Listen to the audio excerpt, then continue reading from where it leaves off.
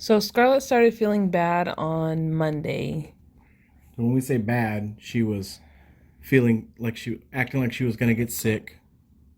She did get sick on Monday, and then she had wasn't really a fever. She was just warmer than she normally was, um, We thought it was a migraine.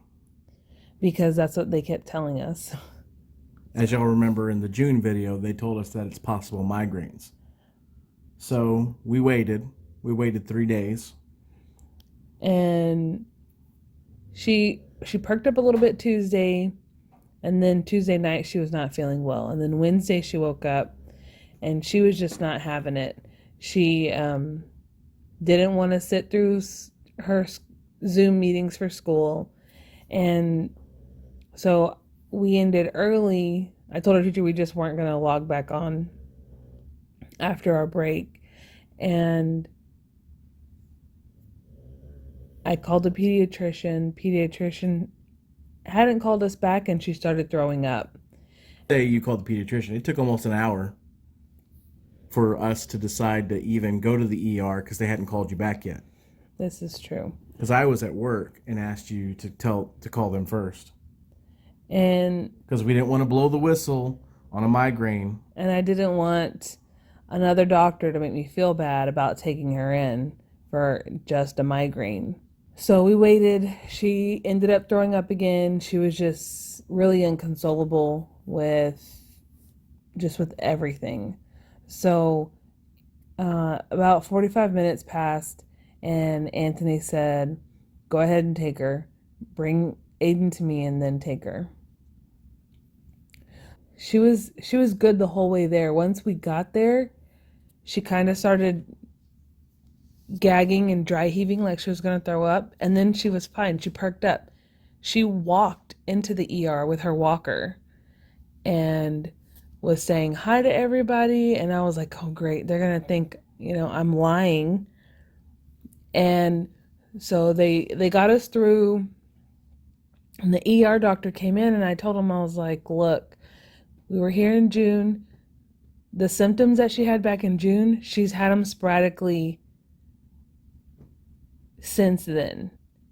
They told us it was probably a migraine, but now it's been like it would be just like one day here or there, but now it's 3 days in a row. It was consistent." And I was like, it's not, it's not a stomach bug. It's not, her being constipated, It's not a tuma. If because you get that joke, you're old like we are. I was like, something else is going on with her, and we need to figure it out. And so he said, "Well, I think she's dehydrated, but we'll go ahead, since she has a shunt, we'll go ahead and do the shunt series." Which that was my theory that I had told you originally to take her in because she could be dehydrated. Yeah, we thought maybe she was. And that's why we originally wanted her to go in there. It's like, look, she has all these symptoms, but she is prone to being dehydrated. We had to give her suppository. That's normally a sign that she might be on needing some liquids. And so he was like, he just said, I think she's dehydrated. Let's just do the shunt series just to ease your mind, and then we're gonna go ahead and start an IV, do some blood work, and we'll just go from there. Which I had originally told you not even to tell them to do the shunt series. Well, I didn't tell them. Well, no, that was the other thing. I didn't tell them to do the shunt series. The other thing, I told them I had given her Motrin because we thought it was a migraine, and it didn't seem to ease any of the pain. And so he told me that he was going to do the shunt series, and he was going to order an MRI, which the last time we were there, we didn't get to do an MRI because I don't know if anyone else has gone through one, but they're very loud. And Scarlett, when we tried to do it in June, the machine, they didn't have the headphones on and the movie turned on. So the loud noises scared her. So she freaked out, and we didn't get to do it. They just went ahead and said, just take her out, and we'll see what the doctor wants. If he wants to put her under anesthesia and do one. We ended up not doing one because the doctor said the x-ray didn't show anything to make us think that we needed to do one. So there wasn't anything pointing towards a malfunction, so he didn't want to put her under anesthesia if it wasn't necessary. Which I just found out that reading the x-rays, some of them don't show everything that an MRI would show. So that's why the doctors like to get an MRI every year. Which is the excuse that we get all the time when we've gone in there, even in June, that the radiology tech didn't see anything on the X-ray that would cause concern for a shunt malfunction. And now we know. So we did the MRI, did everything. They pulled blood work, and the doctor came back after we did the MRI, and he said, "Miss Perez, you're right. She's having a shunt malfunction. It is a shunt malfunction. I'm going to call her neurosurgeon and see what he wants to do." So at this time, I'm getting off of work and heading to the hospital. My office is about 15 minutes away from the hospital. So I call my mom to come pick up Aiden, meet me at the hospital, because I know she'll meet me there pretty much as I'm getting there. And she did. So I get there, and there's just a whirlwind going on. And they were trying to get a hold of the neurosurgeon, and it was his surgery day, so he was in surgery, and they were trying to figure out what he wanted to do. So Anthony got there. We had a moment to sit and talk about all the events that we had just gone through in the couple of hours that we were there. So we took a couple little videos, and then I told Anthony, you know what? I need to go to the bathroom. I need to go get something to drink because I've been talking. My throat's really dry and coughing, and she doesn't want them to think that she's got Voldemort. Yeah. So that was the other thing. I had to watch them do another Voldemort test on her, and I don't know how she does it. I don't know how any of these kids do it because I don't ever want to have that done. Anyway, so I had gone to get a drink, got a snack because I hadn't eaten all day. And as soon as she walks out, I get two nurses coming into the room. They're unplugging her. They're adding all this stuff. And I'm like, what's going on? They're like, oh, we're prepping her to move. I'm like, when is she moving? Where are we going? She's like, oh, they didn't come and tell you? She's going into surgery now. I was like, no, nobody's told us that she's going into surgery. Hold on. My wife isn't here. Let me call her. And I'm walking back towards the room. I look down at my phone and Anthony's calling, and I can see him. And I answer the phone, and I look up, and he's all, so we're going into surgery now. Her neurosurgeon is in surgery today, and they're going to add her to the end of his workload. So, of course, because of privacy, I didn't get any faces or anything like that. But we want y'all to hear the things that we hear all the time. And we trust this doctor with Scarlett's life. Unconditionally, anything that he wants to do, he's doing it because we have no reason to even question him because he's never steered us wrong. And two, he knows what he's doing. Yeah. He's done it for years. But I personally was a little nervous hearing him say, I'm not really sure what to do because this is a situation. Before that. Okay, perfect. Did you get the little sample text message to your phone? Okay, that's how I will update you. Okay. I will send you... You're good? Okay, I'll send you a text message when the procedure starts. It takes a little bit to get her positioned the way we need her positioned for the shunt. So once we actually start the procedure, I will send you a text message and let you know. I'll update you on the hour. It's a fairly quick procedure, so I might not even need to get to that point. If so, I will, and then I'll let you know when we're finishing up as well. The last text message, the finishing one, just says to be in the waiting room to speak with Dr. Honeycutt, okay? Any questions for me at all? Yes. Okay. Questions? As always, risk of infection, bleeding, shunt malfunction, shunt infection. We just kind of discussed all about, we could be doing this and then coming back in a day or two or three, doing it again, or we do this and it's just like catheter's not the right position, things blow up, and also like, oh, okay, now it's easier to get in. I've been there, done that multiple times, okay? But we try to do everything where it's always the last time we try, so.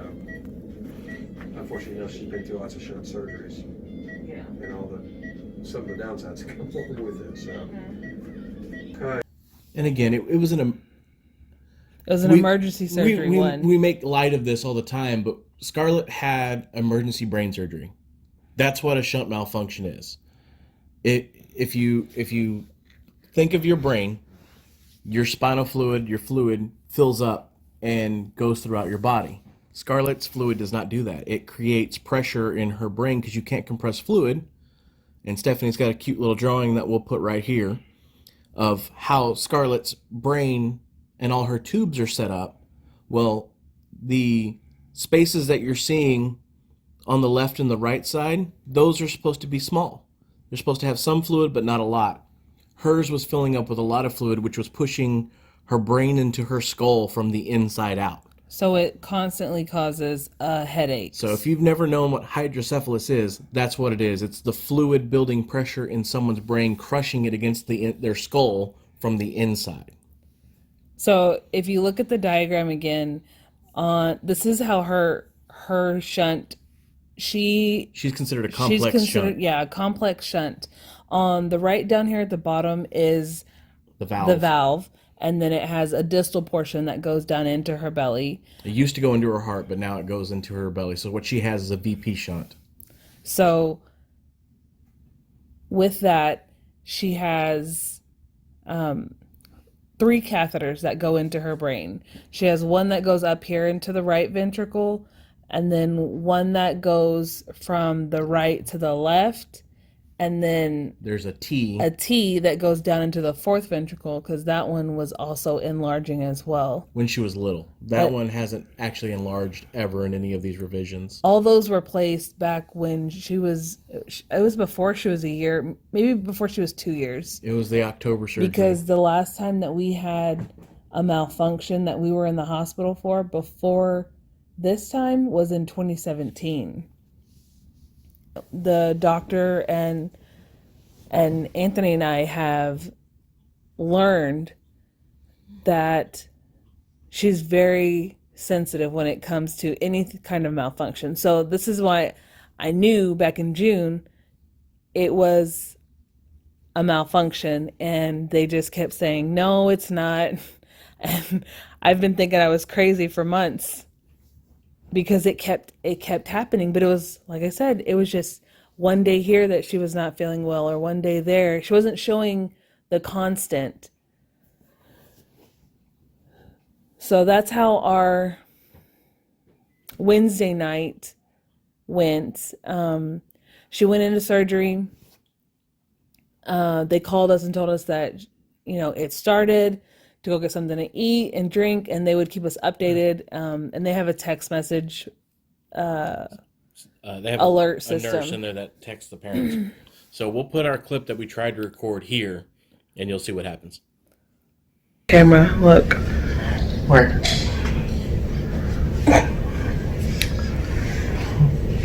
So this craziness is brought to you for a reason. We are in our place. Least favorite place. It's been about 3 to 4 years since we've been here. It's been about 3 hours since we've been in here. Really fast. Since we first got in here. So Scarlett ended up having to have a shunt malfunction. So I told y'all earlier she Having to have a shunt malfunction? I don't think she wanted it. She ended up with a shunt malfunction. So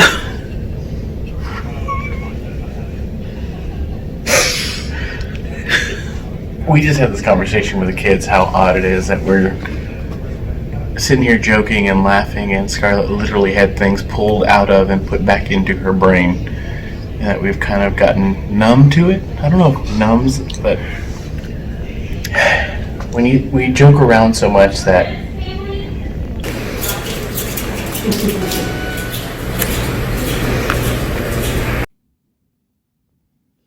so we're sitting in the waiting room. We're having a little fun because we're trying to keep our mind off of, somebody's mulling around in our daughter's brain. And not knowing how long it's going to take, because he had one plan, but he wasn't sure if that plan was going to work, or So if we didn't get that in the video, but he was saying he may only remove one, and he was worried that if he did that, then the other one might fail on her the next day, or if he chose the wrong ventricle, and if he just started messing with it, it could all. He was just laying out, Every possible scenario. which as a mechanic and a lab technician, people who, there's a chain of events. As soon as you start messing with something that was pre-built and everything has been running together for years, you add a new part into that, the whole system could start to fail because that new part adds newness to older parts. So I understood what he was saying. And if you can wrap your brain around that valve has been in place since she had the first surgery. The distal portion was replaced, and this is the first time the catheters have been replaced in what, almost 3.5, 4 years? No, So- since they were replaced and Well, since they were put in, 2014. yeah. So you have older parts now being fiddled around with new parts. So he was very cautious and worried at the age of Voldemort. So one of the scary things is we have to leave Scarlet alone for a little while every time we swap out. So Stephanie gets to the hospital, and I have to tell Scarlet goodbye. And luckily, the nurse was in the room doing checking on her. We had just given her Motrin, and she said that she would stay in the room. I don't know if she was in the room when you got up there. Mm-hmm. Okay, well, good. They at least keep their word. It's good. Because it's hard.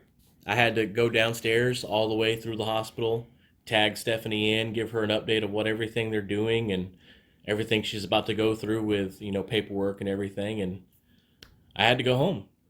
And basically say our goodbyes because I didn't see Anthony again until Friday night when he got out of work because we didn't feel comfortable leaving Scarlett there by herself and doing the whole parent swap. So I decided that, and again, this is Just personal preference for us, not anything that you have to do. They didn't make us do that. I just decided I wasn't going to go back up to the hospital. One, because Aiden's with me and I don't want to keep almost exposing him to anything that the hospital might have. or pawning him off on our family members So like he's a second thought. That's always the other thing that we always worry about is how Aiden perceives how we treat him when this happens. exactly. So I stayed home with him. I brought him home and we stayed home. He went to work with me, did his schoolwork for the little bit that he could.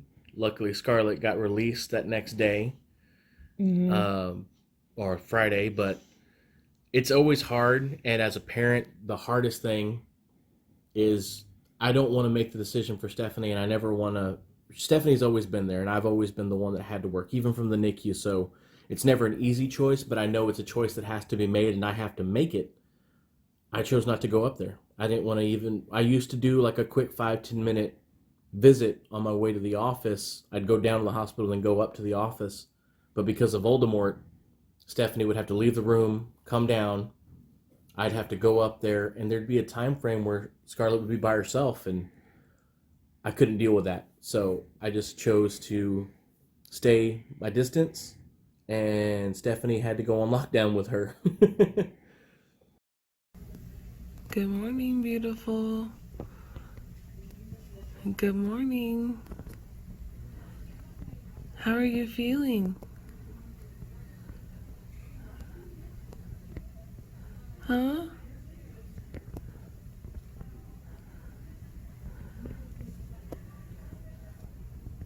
Your head hurt a little bit? Yeah.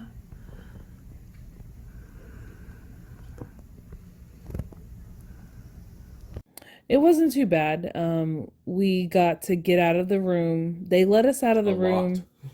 Yeah, we went to the playroom trying to get her spirits up and see if she was up to do anything. And of course, the minute that they unhooked her and said she could go to the playroom, she booked it. Right. Slow down.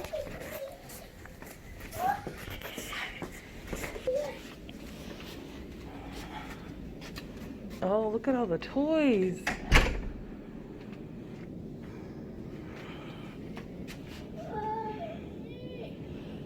Look at the Barbies in their car.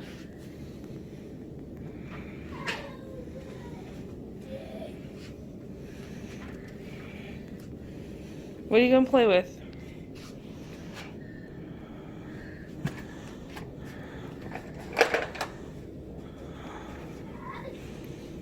Huh? What are you gonna play with?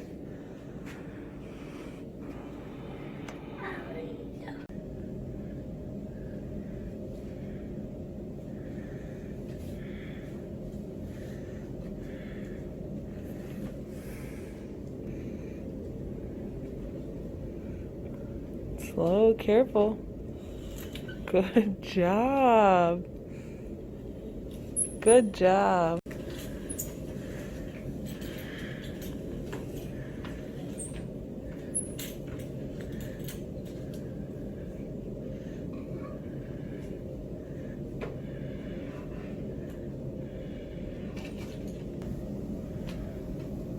What are you doing? The baby doesn't have to sit down. You sit down.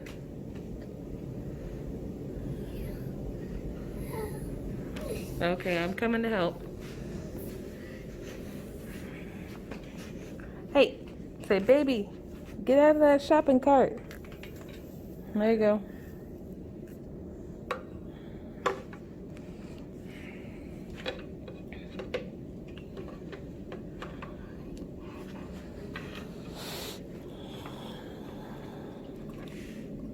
Careful.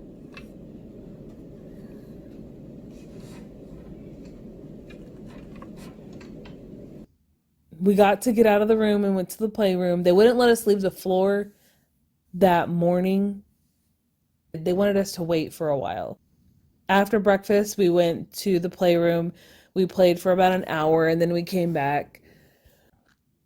We got a little wagon and she was so excited because she had her puppy that she asked me to bring her And a from baby she home, kidnapped. and a little Cabbage Patch baby that she took from the playroom.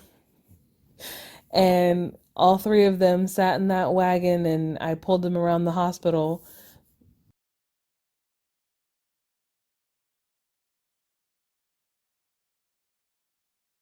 And then went back up to the room, snacked a little bit, and then she went to sleep.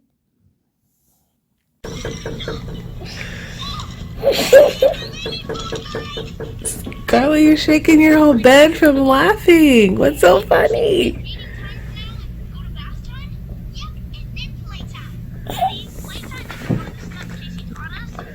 Look at that smile.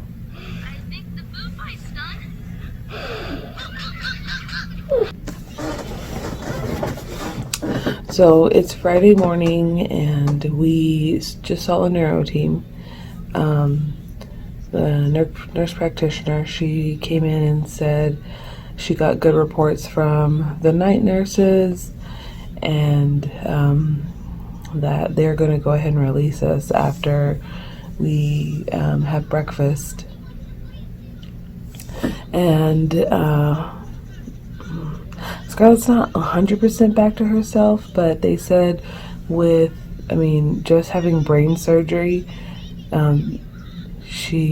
the fact that she wanted to get out of her bed and go play was a good sign. That it just may take her a little bit to get back to Scarlett. So we are just waiting. The discharge process takes a little bit. It always does. So we're just hanging out in the room until they say, okay, here's your papers. Because once they bring us the paperwork, then it usually goes quicker. But yesterday we went and they let us get up and walk around the floor, and they wanted us to try and get her back to her normal. And so Coke Children's has each floor has a playroom that the kids can go, that's stocked full of toys. So yesterday we went and she basically ran to the playroom. It was really cute. But she found her a little Cabbage Patch baby and a little school bus with people that she can put in and out of the seats.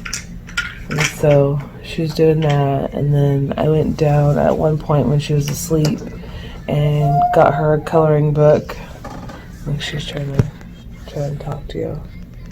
Hi, say hi, Scarlett. Now she wants to hold the phone. She thinks I'm calling people. She likes to take the phone whenever I do video chat with Dad or with her Mimi. She loves video chatting. But yeah, that's our update. So Anthony and I started doing a chat of what was going on. Well, tell you a little bit about what was going on, but we were so tired and it's being goofy that we only got a little bit, so we have to re-record what happened and what was going on. So I'll do that here in a sec.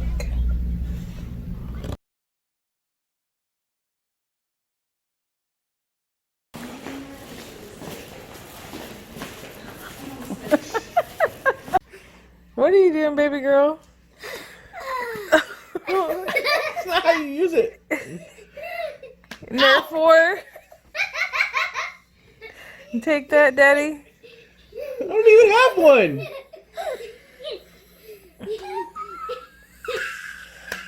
Ow!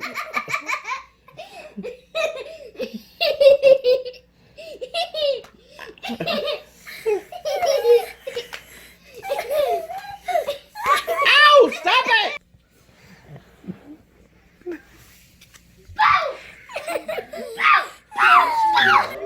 And they're gonna really make this tomorrow morning when we should have the parts. I can start putting on this thing.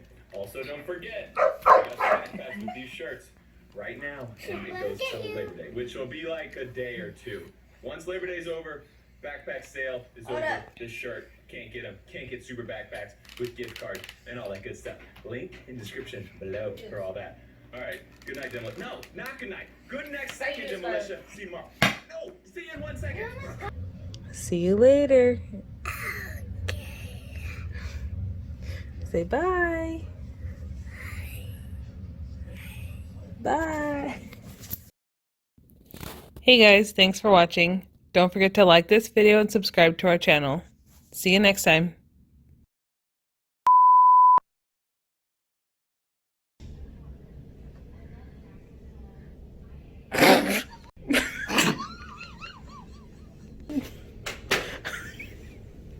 See how childish he is.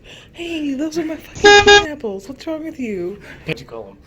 I said those are my fucking pineapples. No, you called him a name earlier. Chunks. Pineapple chunks.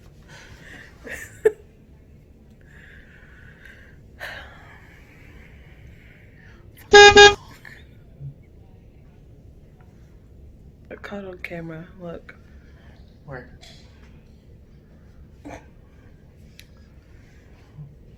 So that's great. Are you recording or taking a photo? Yes.